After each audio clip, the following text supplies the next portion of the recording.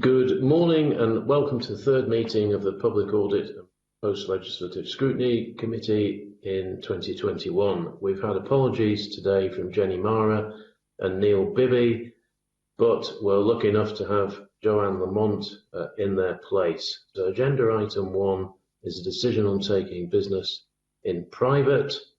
I'm suggesting that we take items 3 and 4 in private. So if you object to that, could you raise your hand? And I'm not seeing any hands raised, so that means we've agreed to take items 3 and 4 in private. Agenda item 2 is a section 22 report. It's the 2019-20 audit of Scottish Water. And can I welcome to the meeting Stephen Boyle, the Auditor General for Scotland, Graham Greenhill, Senior Manager, Performance Audit and Best Value at Audit Scotland, and Hugh Harvey, who's a partner at KPMG. And I understand the Auditor General wishes to make a brief opening statement. So, Auditor General. Thank you, Deputy Convener. Good morning, members. I'm presenting this report on the 2019-20 audit of Scottish Water under Section 20 Public Finance and Accountability Act 2000. Scottish Water Business Stream is one of Scottish Water's 3 main trading arms. Competition with around 30 other licensed providers of regulated water services to non-domestic customers. In 2019-20, it reported income of £477.5 million, operating costs £491.5 million, leading to an operating deficit of £14 million. Much of the operating deficit is due to a provision of £13.2 million for doubtful debts attributable to the impact of COVID-19 on Business Stream's customers. The financial impact of the pandemic on Scottish Water's domestic market has to date been limited. However, the impact on the non-domestic market is significant, with retail, hospitality and smaller businesses experiencing both reduced levels of water consumption and delays to customer payments. Scottish Water Business Stream has undertaken financial modelling to assess the potential impact of some of its customers being unable to recover from the economic impact of COVID-19 and pay outstanding amounts due. This indicates that Scottish Water Business Stream could require additional financial support of between £47 million and £88 million over the next 24 months. There is not yet certainty that this financial support will be required. My report notes that Scottish Water expects that any additional funding which Scottish Water Business Stream requires will be found from existing cash balances within the Scottish Water Group of companies. The money is expected to be repaid over 5 years with no additional call on financial support. Scottish Water is confident that while COVID-19 may impact on the final costs of its infrastructure investment programme as a result of social distancing and other measures, delivery of the programme will not be affected by the need to support Scottish Water Business Stream. The auditors of Scottish Water's accounts are satisfied that the process of considering Scottish Water Business Stream's financing requirements and agreeing next steps have been sufficiently robust, carried out in a diligent and professional manner. As members will recognise, the overall financial and economic impact of the pandemic is currently unknown, but is likely to be with us for a number of years. It will be vitally important for Scottish Water to continue monitoring the financial performance of its subsidiaries and debtors, including the payment of customer charges, and to adjust its business plans as necessary. Deputy Convener, my colleagues and I are happy to support the committee's consideration of the report this morning. Thank you. Thanks very much, Auditor General. I know there are a number of questions about Scottish Water Business Stream, so if I just kick off, can we just get some clarity on those figures that you mentioned, the additional support that may be required over the next 24 months, because there seems to be a wide range of figures there. Yeah, I'm happy to start, Deputy Convener, and I'll ask Hugh Harvey to come in and say a little bit more about the steps that Scottish Water and its subsidiaries have followed in arriving at this range. It is quite a broad range, 47 up to over £90 million. And that's driven by quite a detailed scenario planning that the group has undertaken to best anticipate the variables in play and what are quite a significant number, and that leads to quite the broad range that we see. We think first of all, Deputy Convener, that's the right thing that they've done this range of scenario planning, and that the variables at play are difficult for them to predict with the level of certainty that they might want to. I know Hugh's been tracking, that closely with Scottish Water, and I'll maybe pause and invite him just to say if there's any more detail that we can give about how those scenarios are unfolding now that we're a few months after the completion of the audit. Yes, thanks, Stephen. I would just thank you, Stephen. I'd just take a step back on the scenarios, maybe just to explain for the benefit of the committee. As part of my audit, I have to consider whether Scottish Water Business Stream is able to continue as a going concern. And in doing so, what I have to be able to satisfy myself is that it has the ability to meet liabilities as they fall due. That requires forecasts to be prepared. And in the current environment, what we are requesting all entities to do is prepare scenarios that demonstrate not only a base case, which is what the company may be targeting as its business strategy going forward, but also what our regulator describes as severe but plausible downsides. So that's taking a very dim view on what things might look like. And the variables that are at play, pardon me, within Scottish Water Business Stream, Stephen had mentioned potential non-recovery of debts, but then there's also the impact of the reduction in volumetric business, so that's both freshwater supplied and also wastewater services provided, just because of the potential downturn in the economy. So a lot of variables at play that can result in a very wide range, and that wide range has, as you rightly point out, resulted in the scenarios being anywhere from 47 to 88 million. At the moment, I haven't carried out any audit work on the position at the moment, but as I understand things, cash at the end of December within Scottish Water Business Stream is 56 million. There are a number of reverses that are anticipated in relation to that, so timing differences. So the underlying cash, taking account of those, is 19, which is 30 million ahead of the mid-case scenario. So the three scenarios, just to remind you, where there was a low case of 47 million that may be required, a mid-case of 59 that may be required, and a worst case of 88. And Business Stream is currently tracking 30 million ahead of the mid-case. So what would that make the figure? In terms of, sorry, forgive me, I'm not quite sure I understand the question. So you said the 30 million ahead, so 30 million ahead of what? Yes. Sorry? Oh, sorry, pardon me, 30 million ahead of the mid-case. Okay, so the mid-case was predicting that the support may be 59 million. So if they continue to track ahead, then that would indicate that the level of support would be 29. 29. Yeah, Yes, so 29. Correct. Yeah, so obviously 29 is even lower than the lowest figure you've given us. Yes. So, yeah, okay. So back to the Auditor General. Your report, it details what you've described as doubtful debts arising in Scottish Water as a result of the temporary relaxation on wholesale prepayment charges. Are Scottish Water confident they can avoid bad debt arising out of this temporary relaxation? And is it possible they'll be unable to recoup this money if business fails to recover from COVID-19? I think it's probably too early to give you a definitive answer on that, Deputy Convener.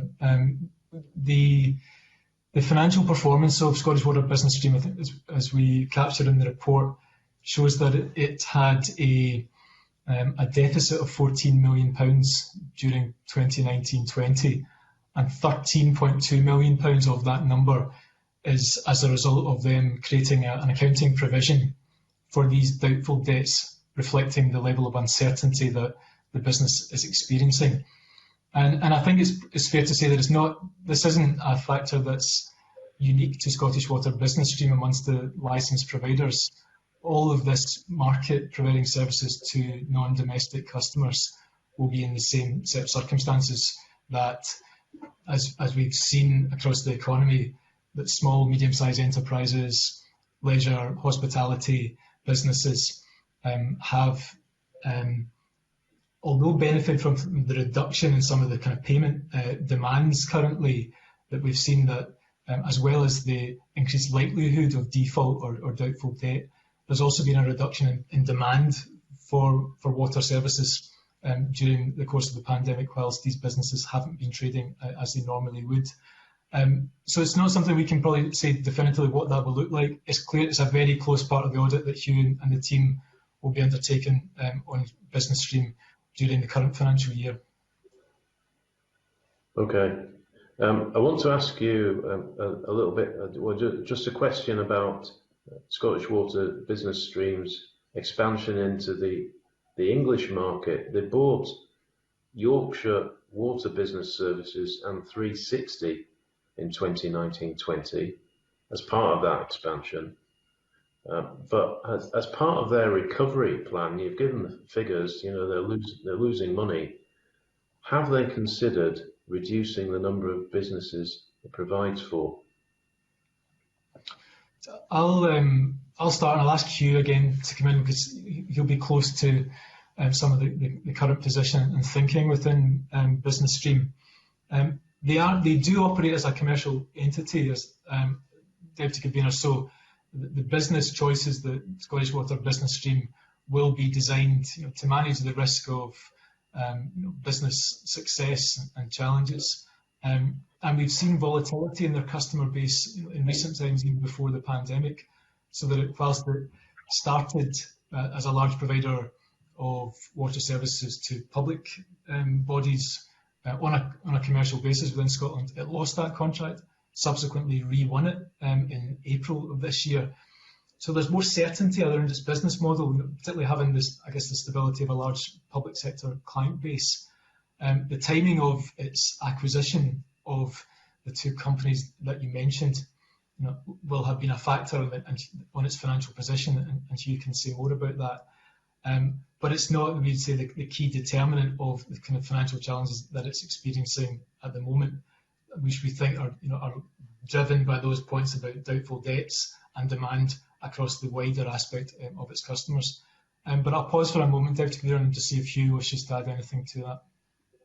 Just before you come in, Hugh, I'm just wondering if you know, when you answer that question, if you know how the Yorkshire Water and 360, those arms of the business are performing. I don't have the detail as to how they're performing. One number comes to mind. The Yorkshire acquisition was made partway through the financial year that's just finished, and it did generate a gross profit of 5.4 million. I do know that both the arms, the Yorkshire and the earlier acquisition of the customer list from Southern Water, do both generate a gross margin. To your original question, I think you had asked whether within Business Stream's plans they had plans to reduce the level of business there. That's not quite how I see it. Within their forecasts, there are assumptions made on business that may be lost when contracts go out to tender. But I don't know whether there is a conscious decision being made to look across that entire customer book and perhaps pick ones out that they maybe don't want to work with anymore. I'm sorry, I don't have that detail. Okay, no problem. I've got other committee members want to follow up on this. So I'm first going to bring in Joanne Lamont, and she'll be followed by Alex Neil. So Joanne, you're next. Okay, thank you. I'm interested in, I'm working the assumption it wasn't possible in making a decision to purchase the Yorkshire Water Business Services. You wouldn't have risk assessed against the pandemic because nobody could predict that. But are you confident there was a reasonable risk assessment done before they did that? And I don't know if I picked you up correctly, Auditor General, when you said that there was a degree of security because of the public sector base. Does that mean that they were able to venture into the private sector or go into competition in England precisely because we're a public sector organisation, and that risk now will be accrued to the fact that it's a public sector organisation now that we're in the position that we're in? Morning, Ms Lamont. I'll start. I'll let Hugh answer the point about Scottish Water Business Stream's acquisition of the Yorkshire and the risk assessment processes that it went through. And I'll clarify my earlier comment about its customer base, including public sector bodies. And I mean that in terms of the Scottish Water Business Stream's customer base, including public sector bodies. I think what the inference that was looking to make is that by having that, there's less doubt about doubtful debts, instead of having a much broader base of smaller businesses dispersed across different parts of the economy. In having the public sector client base for Business Stream is a more predictable revenue stream and less risk, would be our assessment about the level of debts that might accrue had it not had that public sector client base that provides water services. But does that mean, therefore, that having that base, they've created risk, or they thought they could manage the risk because they have that public sector base? Because that does seem to me to be, well, it now seems that they've created a vulnerability for themselves in circumstances that they couldn't have predicted. And it's now difficult to see how, presumably if they withdraw from that, are there consequences? The question that Karina asked, but whether they would try to move back out of that market. I don't think there is a vulnerability. I'm probably just referencing back the recent history of Scottish Water Business Stream, even before it won back the public sector client base. It had traded successfully pre-pandemic and had delivered profit margins that it returned back into the Scottish Water Business Group. So I don't see it as a vulnerability. I think it's just it's trading as a commercial entity and has traded successfully. Probably, as you suggested, that it, like many of other parts of the economy and public sector too, hadn't necessarily anticipated the financial impact that a pandemic would have had on its business model, but that from what we've seen from the audit work and the financial modelling that it's done so properly. It's taken account of the risks that it's facing and has taken the appropriate steps about financial recovery and security of the revenue position across the wider group. But just my last point, does that mean then for the suggestion that they may choose to withdraw again from the English retail market and competition? Does that make sense? I mean, is there a cost to that in terms of pulling back? Or, I mean, what? I'm not explaining myself very well, but it does feel to me they've moved into this market. It's going to there's some financial risk around it simply because of the pandemic. Would it be, maybe in layman's terms, a false economy to pull back from engagement in the retail sector in England as a consequence of the short-term massive challenges of the pandemic? I think the only thing I would say is that I don't think it's our expectation, Ms Lamont, that the Scottish Water Business Stream's response to the pandemic will be to retreat from particular geographic markets in England or even other parts of the non-domestic market in Scotland. It's why this organisation exists, to provide non-domestic water services. And I think there's just one other factor that's maybe worth mentioning, Deputy Convener, about Scottish Water Business Stream, is that as part of its designation, it's known as the provider of last resort by the Water Industry Commission for Scotland. Quite an important factor about it's in the event that other providers are in financial difficulties, there is a potential call on Scottish Water Business Stream to provide services where others choose not to. All of that is factored into, and we're clear, into its planning, its forecasting and its risk assessment. But I think it may be worth Hugh just updating us perhaps about some of the specifics of the thought process and the risk analysis that it undertook before it ventured into the arrangements with Yorkshire and 360. Yes, to your original question, Mr. Lamont, you had asked about the risk assessment that had been carried out. At the time of the decision being made to acquire both the Southern Water customer list and the Yorkshire Water lists, there was scenario planning carried out, but that covered things like what would happen if the number of customers reduced, what would happen if there were changes in the pricing. As you rightly said, being able to scenario plan for a pandemic, that was not within the thinking at the time. Okay, is that you, Okay, Joanne? thank you. No, thank you. Very much. Okay, I'll move to Alex Neil. Thank you, Graham. 2 points on British Business Stream and then 1 point on Scottish Water. Firstly, in terms of Business Stream and funding any potential shortfall, let's assume it's 30 million higher. Obviously, Scottish Water, the main body, can lend the money, or indeed, I think, invest the money in equity in Business Stream if required. So can I just ask, what is the current cash reserve in the holding body, Scottish Water? Presumably it's got the money to bail out Business Stream if required. You're right, Mr. Neil, they do have the money within the group to provide the financial support that Scottish Water Business Stream is looking for within the range that we set out in the report.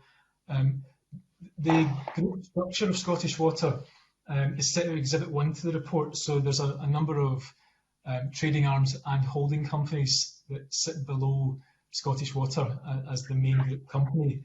But effectively, that those options have been explored pretty thoroughly in terms of options around debt, equity, loans to the group to provide financial support. As we understand it, if and when the Scottish Water Business Stream makes that call, that cash resources within the group, which at the end of the financial year were sitting at £391 million, are identified as being the most likely source with which to provide that financial support. Okay, thank you. So there's no, in reality, there is no threat to, there's no existential threat to Business Stream.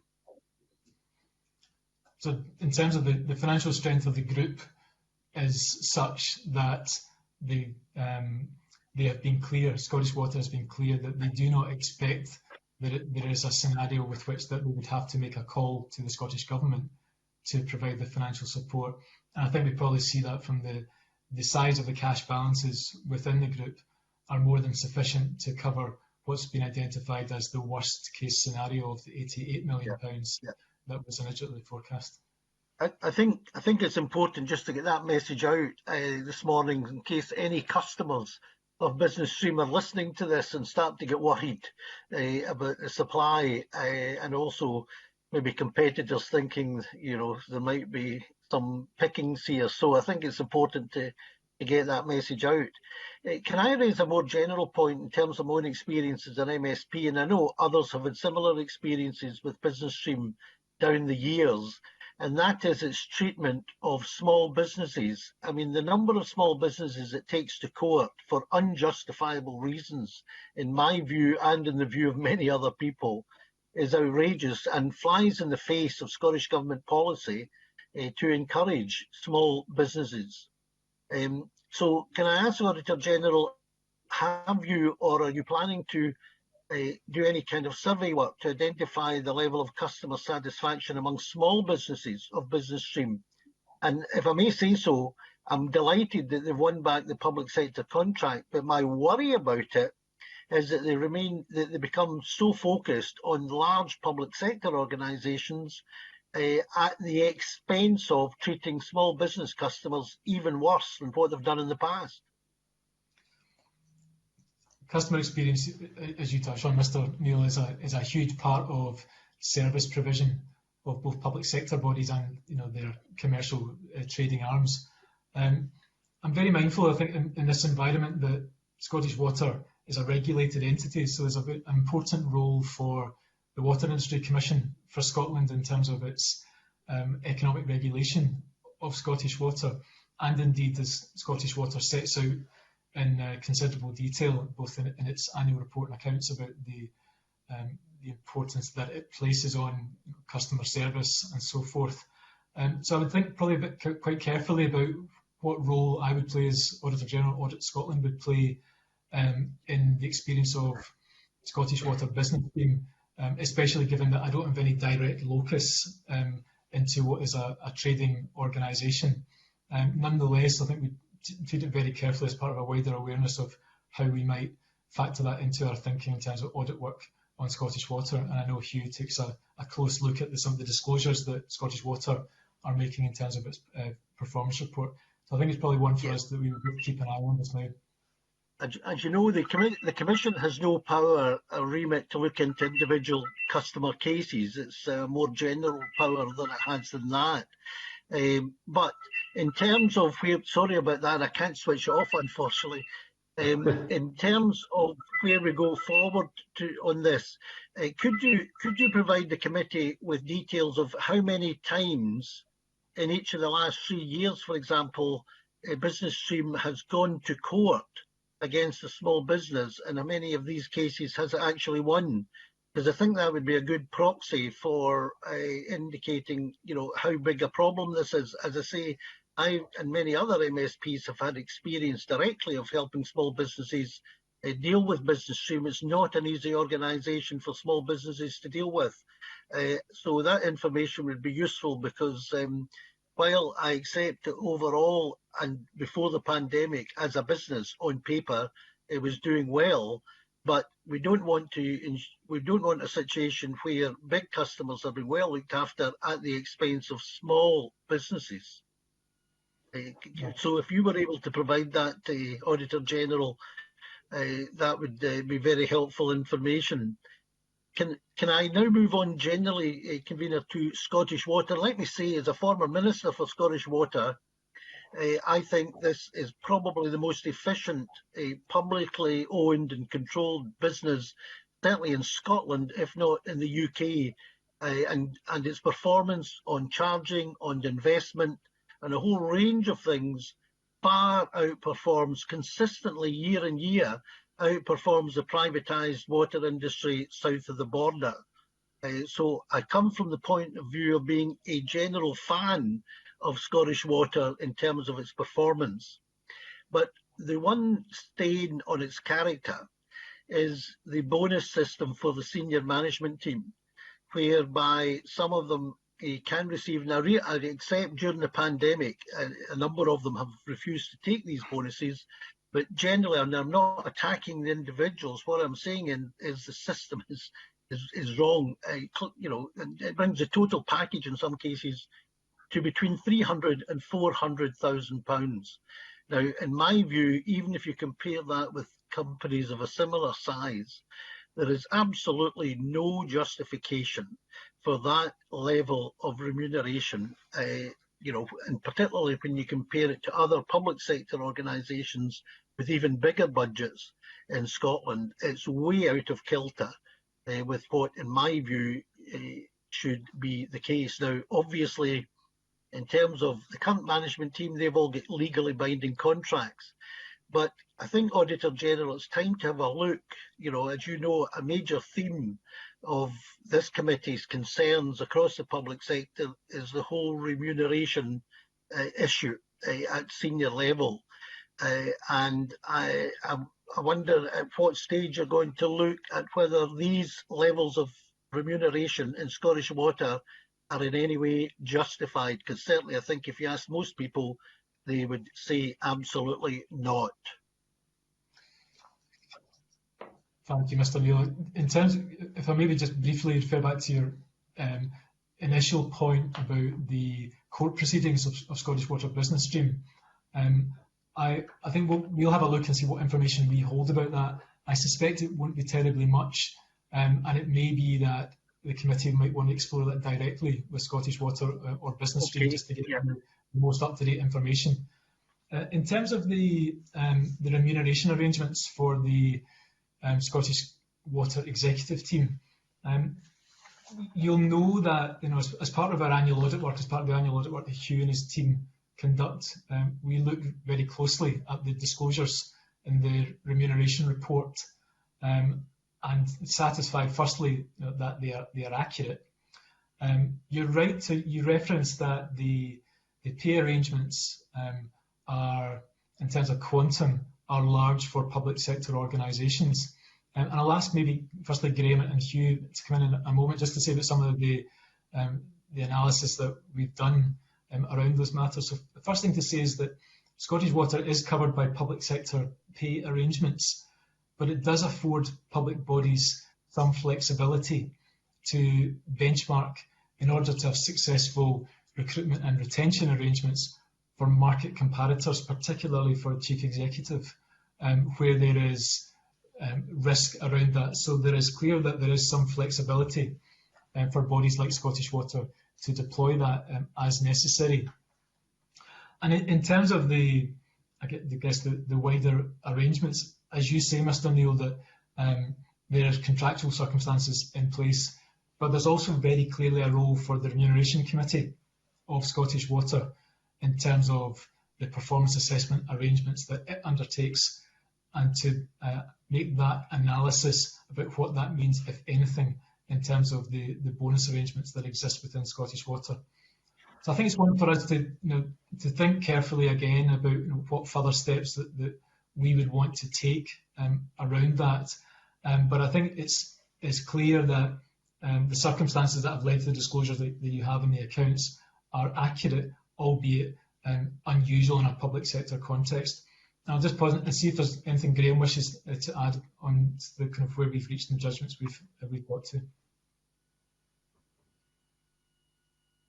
Thank you, Convener. Thank you, Stephen. Yeah, as Stephen said, there is a remuneration committee which is responsible for agreeing the salaries of senior staff. There is also the Scottish Government's pay policy, which Scottish Water is required to follow, although within that pay policy there is measures which allow senior staff to be paid more than the pay range included in the pay policy if there is strong market evidence that is justified. One of the things the Remuneration Committee does in determining salaries is conduct benchmarking studies, looking at comparative salaries in other organisations, in particular other water companies. And from the figures I've seen, the base pay of Scottish Water senior staff appears to be at the lower end of the range of these comparator organisations. I don't know, Hugh, if you maybe are able to say a bit more about the functions of the Remuneration Committee, how it goes about its work. Yes, Graham, I'm happy to. The Remuneration Committee does spend a fair amount of time scrutinising the pay arrangements. One of the key roles that they have is to benchmark the pay against the external analysis that's available, and they do take advice on that and ensure that they stay within their stated policy, which is that they pay within 95% of the market median. Although, as Graham's pointed out, there is evidence that indicates that they're paying certainly below that. That applies to not only the base salary, but they have oversight on the bonus arrangements that Mr. Neil, you referred to, I think it's worth noting that the two key elements of that are in relation to an outperformance incentive plan, which is designed to reward performance against the financial determination of the Water Industry Commission for Scotland. It's a balanced plan, so it assesses against both financial measures but also customer service experience and customer benefit points that you referred to in relation to business stream. And there is also an LTIP plan, long-term incentive plan, which is one that was agreed with the Scottish Government, and that is funded again from outperformance against the plan. So these are contractually measured, and there are objective measurements that are used, but all can be withheld by the Remuneration Committee. So in performing its role, so there is a lot of oversight in this area. That's my view. Alex? Well, our job is to look at the value for public money, and as far as I would guess, every water consumer in Scotland would see, total remuneration of between £300,000 and £400,000 as not an acceptable level, particularly given the challenges people have, particularly at the moment. Our job is to look at the value for public money, and convener, once we meet in private session, I would like to raise the issue of how we dig deeper into looking at this bonus scheme in Scottish Water, because my view is it is a unseemly sector organisation that ultimately relies, it owes the taxpayer a lot of money. What's the outstanding debt from Scottish Water to Scottish Government? So I'll just see if I've got quickly pull up the page reference, Mr. Neil, on the Scottish Water accounts. I'll check that and maybe come back to you in a moment or two, but certainly the Scottish Water has a very significant capital borrowing programme, as you say, that it uses to invest in its infrastructure asset programme. So, which is obviously funded by the taxpayer. So I think the point, convener, is I think this is an area we need to delve further into, because I don't think myself, I think this level of remuneration is way out of kilter with what people should reasonably expect to pay as taxpayers. Okay, Graham Greenhill, you seem to be wanting in here. Just to pick up on the size of Scottish Water's debt to the Scottish Government. The accounts for 2019-20 show the government borrowing in Scottish Water was £3.9 billion, 31st of March 2020. Yeah, so Scottish Water owes the Scottish Government, if you like, £3.9 billion. Correct. Right. So you can see the very heavy investment the taxpayer has in Scottish Water, convener. All the more reason for us, as the watchdog of public money, to make sure we're getting value for money, and I'm not convinced at all that that's the case, and I think it's something this committee needs to pursue. Yeah, that certainly, that wipes out the balances they've got many times over. Auditor General, Alex Neil has asked about these bonuses, and he also asked about the number of businesses that are taken to court. Are we able, I suppose my question is, are we able to get these figures? Are we able to find out this information? So I think in terms of the number of businesses that are taken to court by Scottish Water Business Stream, I'm fairly sure that we won't have that information, and it's something that we or probably the committee directly would want to ask of Scottish Water Business Stream. I would expect that the organisation would have that information at its disposal and be able to provide it to the committee, Deputy Convener, yes. And in terms of the remuneration? Yeah, so the remuneration is set out in, I guess, the quantum of it. The history and the background to it is also available in the public domain. I think, as we mentioned, as Graham Greenhill touches on, that public sector pay policy applies to Scottish Water, but there are flexibility within it for the purposes of its senior executives. The very specifics of the bonus system that works, some of that detail is set out in the accounts about how the performance measures that the Remuneration Committee apply with reference to the determination from the Water Industry Commission all inform its determinations on any bonus arrangements. So we can support the committee's understanding of that, and if there's any gaps, Deputy Convener, we can support with further conversations on your behalf with Water directly. Okay. Alex, have you finished your questions? Well, just a final point. I mean, if you compare it to other services, public services in Scotland, the National Health Service has a budget of about £13 billion. £13 billion. And the Chief Executive is paid less than, if you include the bonuses, the Chief Executive of the National Health Service in Scotland gets less than 50% of what the Chief Executive of Scottish Water gets. So I do think there is an issue here, and I think the current position is, quite frankly, indefensible. That's certainly something we can look at, and we can chat about that later. So is that you, Alex? Yeah, that's me finished. Thanks, Convener. Thank you very much. I'm going to move on to questions from Colin Beattie, and when Colin's finished, I'll move on to Gail Ross's questions. So Colin Beattie. Thank you, Convener. General, I'd like to just explore one or two issues around the financial support. One thing that stood out was your statement in paragraph 16, which says there is no certainty at the moment that financial support to Scottish Water business stream will be required. So on what basis has Scottish Water decided to give an injection of £10 million when there's no certainty that this is going to be required? So you're right.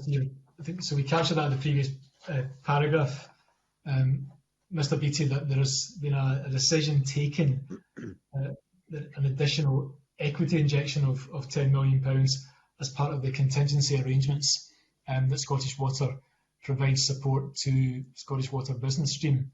I think the reference to the no certainty probably looks to capture the variability of the circumstances that we're in, probably best exemplify the fact that quite a broad range of financial support has been identified with the many variables and uncertainty about the level of debt. Ultimately, it's in within the gift of the group of companies to determine the flow of funds. As we touched on previous years, we've seen that Scottish Water business stream has returned profits back into the group. And what I think we're seeing in the circumstances now is that that level of financial transaction has gone the other way to secure the cash flow and operational requirements of business stream. Given that the equity injection no doubt will help its working capital and so on, the loan facility they talk about, they haven't really quantified that, and presumably it'll be according to need. How is that actually going to work? Because the actual level of support is uncertain. Have they set up a mechanism over and above the £10 million to be able to trigger payments out to business stream? So I'll start, and I'll invite you to come in a moment, actually, but we understand there's been a really thorough analysis of the mechanism and options available within Scottish Water and the group to provide a level of support, recognising that at times there's an arm's length nature to this, so both business stream and Scottish Water have received separate financial and legal advice about how best to take this forward as necessary. And I think it can be distilled down probably to a two-stage process, one about securing the options available and that both the holding company and the subsidiary are aware of how that might work. And then a stage two that will take place during 2021 about wider considerations around financial viability and management and assessment of risk within business stream. But I think you might want to come in and just to say a bit more about some of the specifics of how that flow of funding transactions might take place if required. Thank you, Stephen. On the loan, the facility itself, I think it's important to make it clear that the loan is on commercial terms. Advice has been taken in relation to that. That was important, so that facility was in line with state aid rules. In terms of how the drawdowns will take place, there has been a lot of consideration of the process to monitor drawdown requests and ensure that they are appropriate, because it's important that Scottish Water only provides the minimum amount of funding that is required. So there will be a monitoring mechanism put in place there, which will go hand in hand with consideration of the ability of Scottish Water Business Stream to repay as well. One concern I have here, which maybe you can put my anxiety to rest, we don't know the level of the loan that's going to be drawn down, but Scottish Water must have some idea as to what the cap would be on this, because it can't just be a never-ending loan.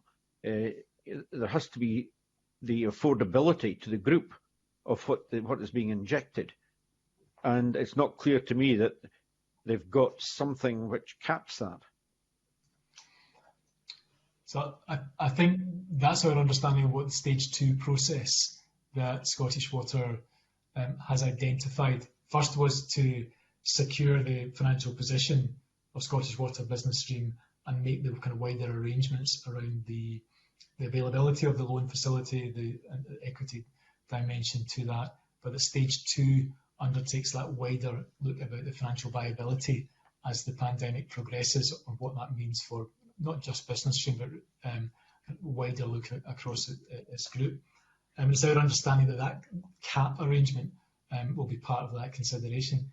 I think that, based on Hugh's earlier comments, though, that if we've seen the level of range that was identified, up to 88 million, but it's tracking considerably lower than that, there's a degree of comfort that we're not looking at concerns about financial viability.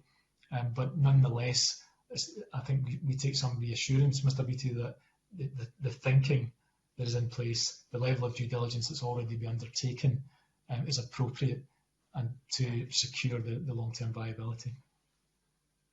Is there a trigger point in terms of the financial commitment at which the Scottish Government would have to step in and inject money? I'll start and I'll ask you if anyone wishes to add. I don't think we're in that situation in terms of, I think, what we've seen, but the scale of financial resources within the Scottish Water Group being considerably more than the worst case scenario that would require Scottish Government additional revenue investment to support Scottish Water and Business Stream. That feels like quite an outlying scenario, but the trigger point is something that Scottish Water would have to keep under close watch. It's one of our key recommendations and findings in the report that, given the variabilities of the pandemic, the uncertainty about debt levels and recovery from non-domestic customers, is that will require close watch and analysis. But it doesn't feel like a scenario that we're facing in terms of government support. But just to be clear, at this moment, they have not quantified what that trigger point would be to have to call on the Scottish Government support.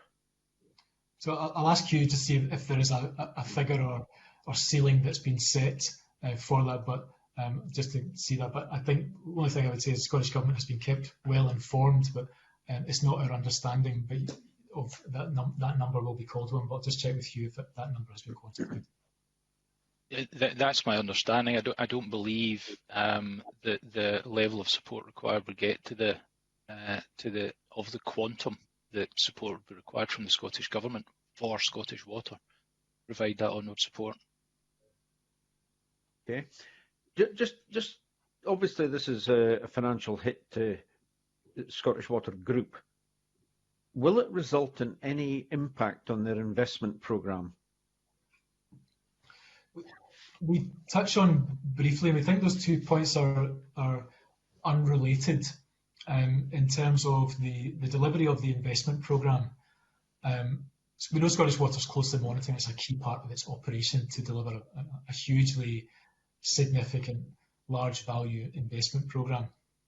We know that they're monitoring it. The timing of it may be affected, not so much about the circumstances within Business Stream, but just the pandemic more generally, that social distancing and other risk mitigation steps in light of the pandemic will potentially extend the timing of it, but not connected to Scottish Water Business Stream and its securing its financial circumstances. As you would expect, Mr. BTQ is closely tracking that through the audit, and Scottish Water in their public reporting and of that of the regulator is something that's a key part of their own analysis and reporting. And I assume that as part of this, these assessments and so on done by Scottish Water, it doesn't include increases in costs to clients down the line, to customers down the line, to recoup the loss.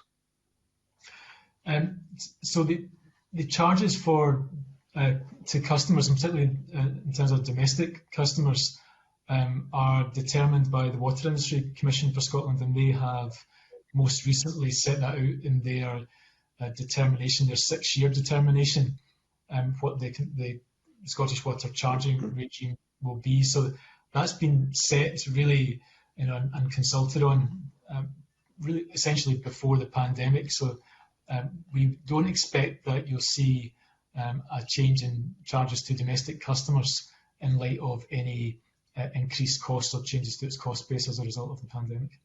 But Business Stream is the one I'm concerned about. Well, I think it's ultimately a question for Business Stream in terms of its commercial operations, what it wishes to charge its customers, and bearing in mind, we touched on that this is a competitive utility market, and the option for customers to make business decisions about who provides its services. So it's probably difficult for us to say with any certainty what choices Business Stream will make at the moment in terms of its customer charging regime, but one that it will continue to report publicly through its operations. Thank you. Thank you, Convener.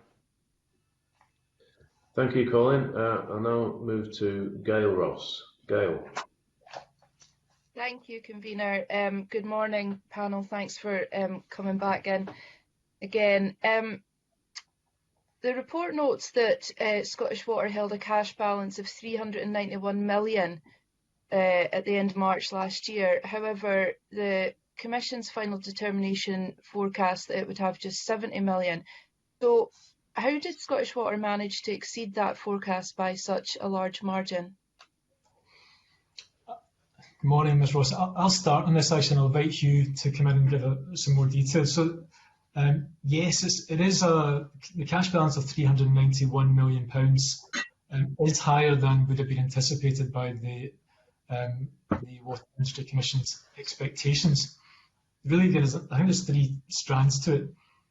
One is as a result of the 1920 financial year, there was £105 million higher. Part of that's related to kind of timing of its investment programme, aspects of which were interrupted, as thinking out by COVID. £216 million assessment relates to outperformance against the determination in previous years, and Hugh may wish to kind of focus on that, about how Scottish Water's got itself to that point. So added that to the original £70 million, arrives at the £391 million. So it is higher. Part of it relates to its lower risk appetite to give it the liquidity needed to deliver its operations, but specifically the accumulation of that. Hugh may want to add just to say the circumstances that have led it to this figure. Gail? Oh, sorry, I thought we were going to... I was going to ask Hugh Harvey just to come in on that point, Convener. Sorry, Hugh? Yeah, I was waiting to come off mute. Okay, thank you.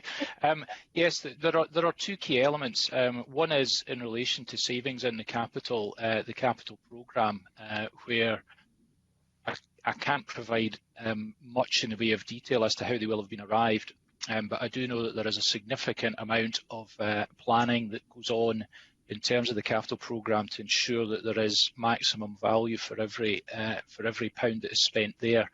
And the second aspect of it is within the financial determination, there were assumptions made in relation to interest charges, finance costs and what they would be, and through careful management of cash through the determination period, there have been savings made there as well.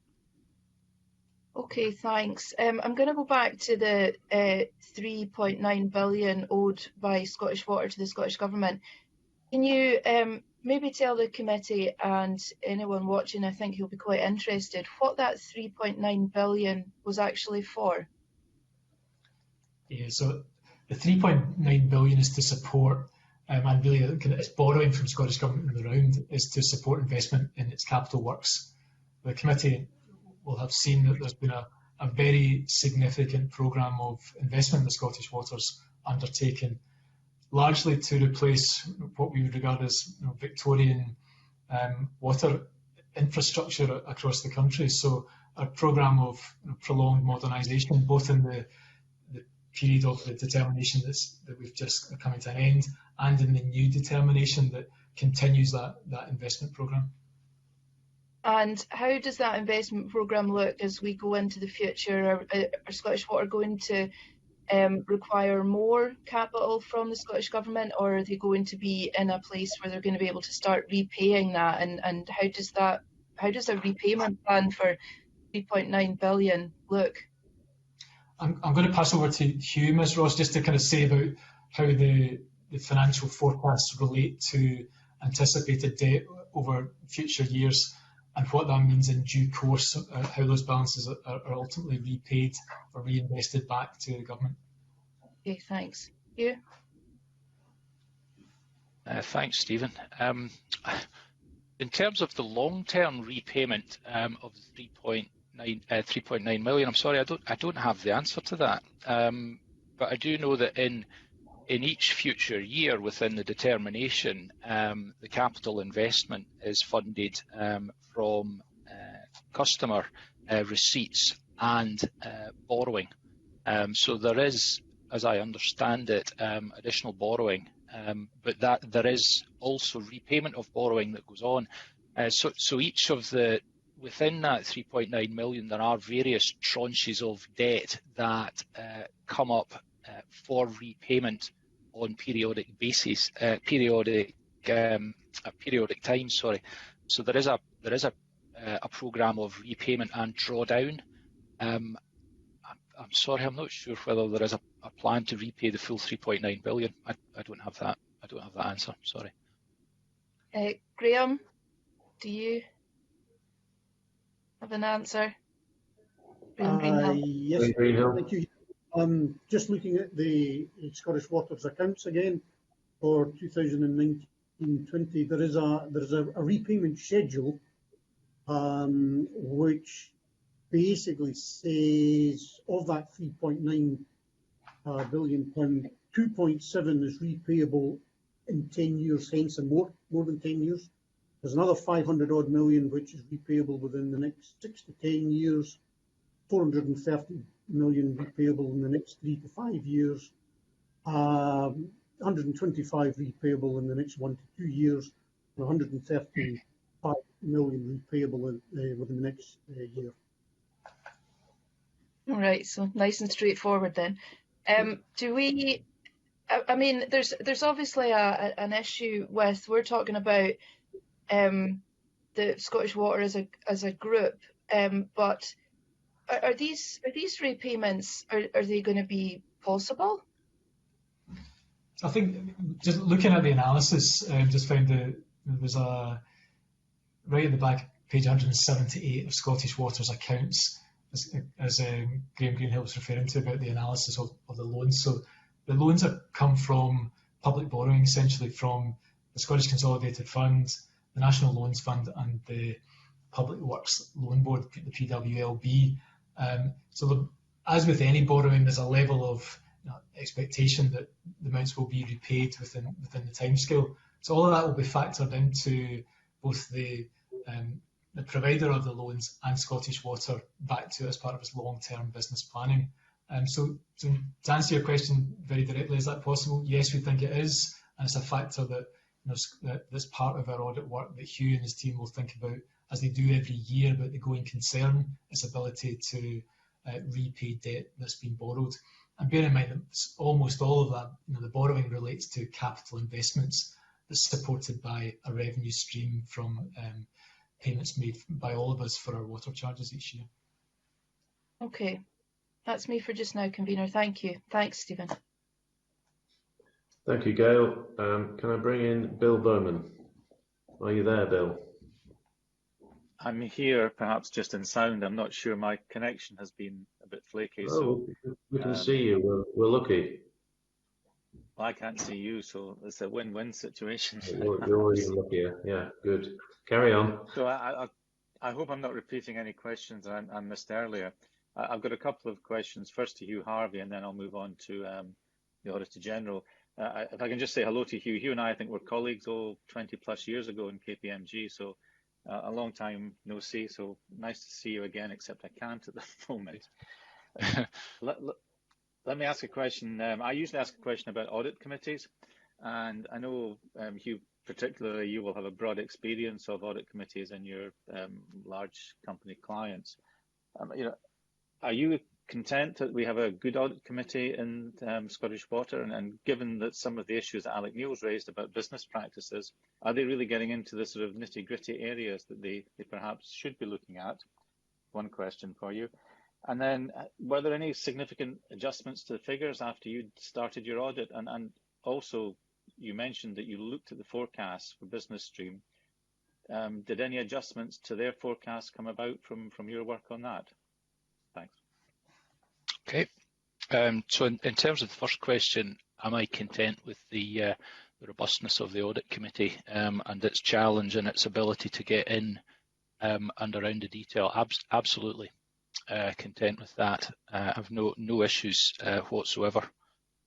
In terms of significant adjustments to the forecasts, when we started our audit work in mid to late April, so we were only really 1 month into the pandemic at that stage, and we had very long discussions with both the Board of Scottish Water Business Stream and of Scottish Water in relation to this issue. So the situation in relation to the forecast developed over the period and continued to develop right up until the date of signing, which was in late November. And that was effectively reacting to the various changes in relation to lockdown as more information came out. So it was an iterative process. But saying whether the changes were a result of my challenge, I don't think I would take the credit for that, Bill. I would say that there was more of a process of working alongside us as auditors to ensure that we remained comfortable with the assumptions that were being made. So do I take it from that the projections got worse as you sort of went on? If I recall correctly, there was a projection that was worse during the process, and then there was some improvement when some of the forecasts were refined. If I recall correctly, that was when metering information started to come through, and that highlighted that water consumption in Business Stream, the reduction in consumption wasn't as severe as it had initially been forecast. Yeah, well, good to hear your view on the Audit Committee. If I can ask the Auditor General then a slightly different question, and maybe it's just a little bit too simplistic, but we're probably going to hear from the Cabinet Secretary for Finance that the public sector finances are under pressure, but there's £391 million of money just sitting around in Scottish Water. Is there no way the Scottish taxpayer can benefit from this?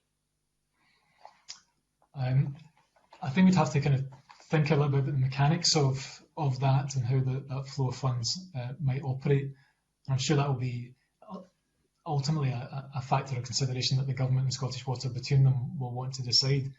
And the other player that's really important in all of this is the Water Industry Commission for Scotland, which is As the economic regulator of Scottish Water, it will be its effective key role is to ensure the value for money and the effective delivery of safe, reliable water services. And that will be a long-term plan. So I think we've seen Scottish Water outperform the determination in the current 6-year period. But I think, as Hugh mentioned in particular, about the volatility of that and the expectation that much of the £390 million will be reinvested, some potentially for Scottish Water business stream that we've covered, but other parts of that balance within its operations. But the wider point, I think it's one that for Scottish Water and the Scottish Government to consider in terms of future funding allocations as to how best that cash balance is at an appropriate level to support the business, albeit it's higher than I think both would have anticipated they would have been at the end of the last financial year. Are you General aware of that? Sorry, Bill. I think Graham Greenhill wants to say something here. Oh, sorry. Okay. No, sorry, convener. I don't think I had my hands up. So that's an old message. Okay. Yeah, thank you, Bill. I was going to ask the Auditor General, is he aware of other public organisations that are sitting on sort of cash stashes as big as this?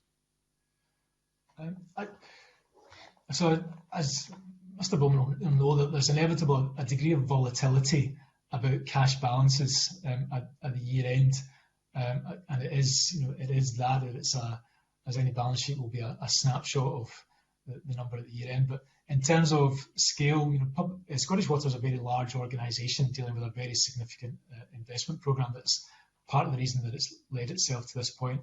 All other public bodies, and I maybe don't have the detail to hand that say that where this balance sits relative to other organisations, they'll all be responsible for managing their cash needs, liquidity, as they draw down funds as necessary to make sure that they're striking the right balance between able to meet their obligations as they fall due, but not doing it excessively. But I don't necessarily have a benchmark information. I would be able to advise the committee this morning about how that amount at the end of March last year is relative to other public bodies, but it's certainly one we can take away and come back to the committee if we're able to. Very interesting to see. It was just as Gail Ross, I think, mentioned that this is, or the answer was that this is built up. So they obviously haven't planned to pay down or return this in any way to the government. Anyway, that's an interesting point. Thanks, convener. That's me. Okay.